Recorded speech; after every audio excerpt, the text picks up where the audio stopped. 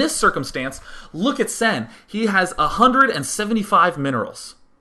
Imagine if Sen was me in this game. I would have built a spine crawler here that would have put me to 75 minerals. I would have built these Zerglings a little bit earlier. That probably would have dropped me to 40 or 50 minerals.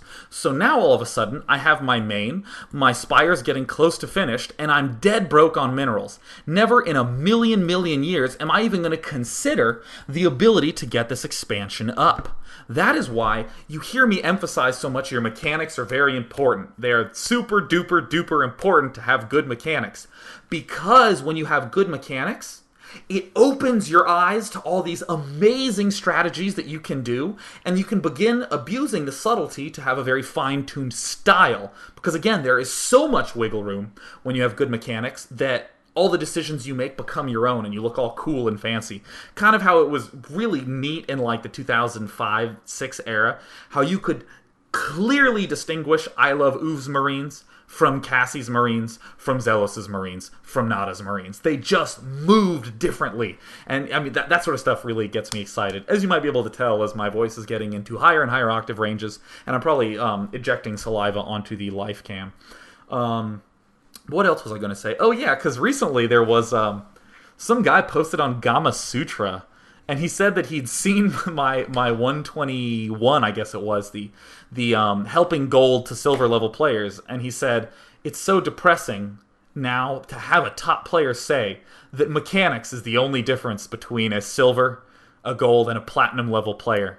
How depressing it is that strategy comes second to being able to click buttons fast. I'm like, I guess he didn't watch the other 120 of the ones that I did. And I just want to clarify that for my kind of audience here, that yeah, that will help a silver to gold level player improve to like platinum or diamond level. But even if you're in platinum or diamond level, you're in what, top 20% of all players?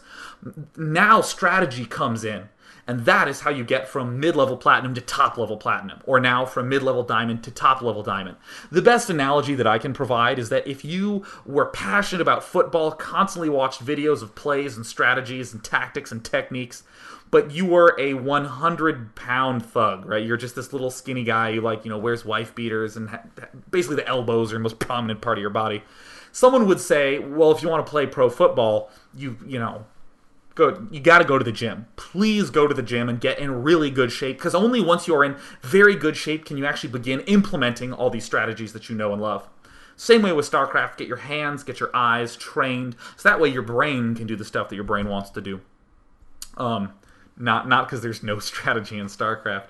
That would actually be kind of awesome if Starcraft required no strategy at all, and I still did this daily. I'm like, all right, here you just... It's not clicking fast enough. He needs to click faster. Look at the APM, that's low. It needs to be higher. Let's get that higher. So, as much as I tease that Gama Sutra individual at the start, I mean, it's a very, very valid misunderstanding that I want to make sure everyone paves the way for and clarifies. And of course, a very kind and tactful manner. The worst way to do it is be like, you idiot! You don't know anything! My penis is bigger than yours. Yeah, it's generally not ideal. But of course, coming right back to this game where Sen, of course, does have good mechanics, and of course is a player who I never want to play against because he is horrifyingly good, outrageously, phenomenally, beastly level good. Notice how he has this expansion up and coming. He's building up enough gas to begin to be able to churn out these Spire units. He's getting speed right away. And watch this timing. Watch right as the Spire finishes how his money and his gas equalize. And notice in the meantime this spread of Overlords. Remember that Overlord that died here earlier? Not to be dismayed. He is sending this Overlord forth. He has these Overlords out here as well. He has this Overlord here to the left. He's going to spot this Banshee very quickly. And notice that the Spire finished right as this Banshee's getting close to the base. Actually, I'm going to back up so we can appreciate this a little bit more. Here comes the Spire done. Oh, yes, indeed. He's making a whole bunch of Mutalisks. Of course, his money was 152 short because he made a Queen, which coincidentally cost 150. And also he lost an Overlord at the start of the game, which cost 100. He had plenty of extra cash then to get all of those Mutalisks out. Totally awesome. Here comes the Banshee by Demuslim, and of course he's going to be in for the shock of his life as he kills off one drone. Is he going to get two drones? Yes, he's going to get two drones. Well, he's in for the shock of his life. He's actually a really good player. Look at him. Shocking even me, killing off tons of drones. And this, by the way, this... Oh, God. I have to just give the Muslim a huge amount of credit. Watch this. Look at what the Muslim does when he sees the Mutalisks. Absolutely nothing. He just queues up more drones to shoot down. That is so brilliant. And of course, most of you are going, well, yeah, it's going to die anyways. So of course you want to leave it there to do maximum damage. I'd be like, exactly. But I would generalize it to say that the Muslim is not over-microing. People freak out about doing as sophisticated and crazy micro as they can. You know, they'll have a bunch of Marines against Zerglings. They'll be trying to move all of them back and rearranging and moving every which way. But at the end of the day, the Marine has to be standing still to shoot its gun. So if you're microing too much, you are removing all the damage that you want to be doing. That is bad. That's really, really bad. In fact, some very, very good players look like they don't have good micro, because they'll go into a battle and they'll sit and they'll be staring in the 2 to 3 seconds where a battle's happening, where all the hundreds of decisions that you could be made are going through his head. You'll see him rearrange 1 or 2 Marines and the rest will be standing still. Or if you see a pack of Marines get surrounded by Zerglings, you'll see a lot of top players just stand still and fire. And that is so essential that you can identify those situations where it's more important to just stand still and keep shooting. Because there's always this, if you just graph the amount of micro a player does over time during battles, you'll see it spike up really high as players learn techniques and then sort of drop back off as they begin realizing that they're losing and that over micro is dangerous. So it's like, oh, I can micro. Oh, wait, no, I want to win. Okay, it's going to even back out a little bit more. So I just bring this up because I love the fact that Muslim clearly was aware of this Banshee. You saw him queue up the drones, and if you didn't, he did, so just believe me. I would never lie to you, my dear audience. But it's so key that he just didn't over-micro. He just saw it and was like, this unit is going to do as much damage as it can. Coincidentally, it was drones, but if those were Zerglings instead of Mutalisks, and if that was a Marine instead of Banshees, I would have hoped that the Muslim did the exact same thing. Don't over-micro. Over-micro is scary. So, coming right back into the game, here's the Muslim with this fancy suave, not over-micro. And of course, Queen out for Sen. Identical structure. Brilliant.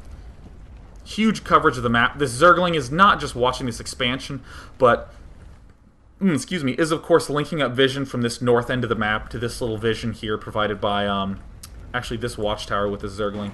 And here comes some harassment going on. Muslim smartly got a Viking to reinforce his Thor, even though the Thor does have range 10 against air. And Vikings have range 9 against air. Because of the Viking mobility and the fact that it can scoot all over your base without having to worry about depots or other buildings getting in the way, the Viking effectively has a longer range than a Thor. So this is a little bit better at getting the Mutalisks to back off, because if the Mutalisks do go for the Viking, the Thor is going to snap some faces. So again, get Mutalisks and then make drones. If Sen did a 14 hatch, he would go drones, then make Mutalisks. Same idea. I'm even going to go to the production tab just so you believe me. Look at that. Only drones being made by Sen. Any other upgrades? No. Is he getting Overlord speed? Yes. Is he getting double gas? Yes. All that sorts of good stuff. More drones. He's getting used to extractors. And he's just bouncing around with Mutalisks. Excellent map control unit. What if a push began to come out right now? Throw out some Speedlings, because again, we got that Speedling, upgraded our pool, because we're Sen and we're smart. And of course, excellent Overlord vomiting going on. Here comes one Overlord, and then more drones! Yes, building drones. Very good, in case you haven't realized. I like it when you build drones. Periods of powering is always how I label it. You always want to know when you can power. And look at these Mutalisks moving up to these Thors and just getting shot to pieces. And here comes an interesting decision by Sen. I don't know if he's going to do it yet. I did rewatch this replay. This is like my third or so time viewing this. And there is a Roach Warren coming out very soon here. Overseer, passively back at the main. We saw one Banshee. No reason more Banshees can't be around the corner. We have this huge spread of Overlords. Didn't see a dropship for Medivacs, but could be coming. Always good to note where all that stuff is. And of course we got speed, so we can retreat a little bit. And these brave little Mutalisks who had their hearts shot at by this Thor, getting right back into the fray. They got this. Gonna do some serious aggression. And what I love so much is that, oh, here's the Roach Warren from Sen. Great. I'll talk about this in just a minute. I love that Sen did not take his natural, he instead took this one. If you have an army as mobile as Mutalisks, there's no need to expand here, where you share a choke with your main here. This one shares a choke with the main at the central point and has one far spread out entrance, but we have a very, very, very mobile army. You don't always have to take your natural as your second expansion. In another example, Jinro, good old buddy of mine, genius player. In the early days of beta against Protoss, he did the sexiest build on Temple I've ever seen. With maybe the exception of my Immortal drop. Ho! Who runs the show? Who gets to run the compliments? So anyways, so Jinro, he opens up Reaper Rush against a Protoss. He pokes in with the first Reaper, maybe kills a probe or two, or if, of course, it's Nazgul's probes, then 0, but at least he got Nazgul fearful.